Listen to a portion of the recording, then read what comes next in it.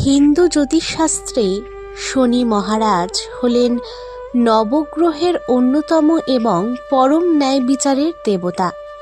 তিনি আমাদের কর্মফল দান করেন। মানুষ তার ভালো ও খারাপ কাজের ফল তার মাধ্যমেই পেয়ে থাকেন।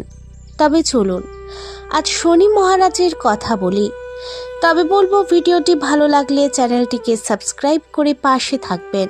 কমেন্টে লিখবেন জয় মহারাজ।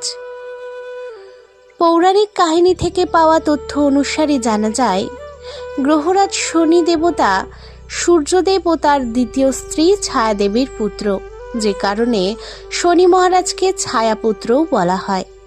জানা যায় শনির ভাই হলেন যম, যিনি সূর্যদেব ও আলো দেবীর পুত্র।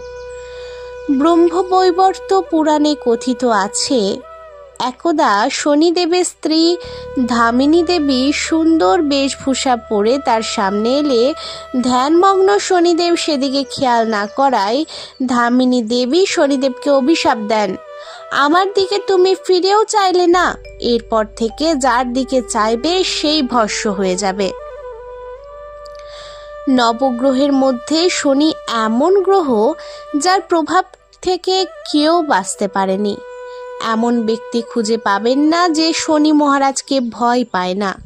অনেকে তার নাম নিতেও ভয় পায়। তবে শনি মহারাজকে ভয় পাবার কিছুই নেই। শুধু নিজের কর্মে বিশ্বাস রেখে সবটাই শনিদেবের উপর ছেড়ে দাও। স্থির বিশ্বাস, আপনার আগের জন্মের কর্ম যদি ভালো হয় আর এই জন্মে আপনার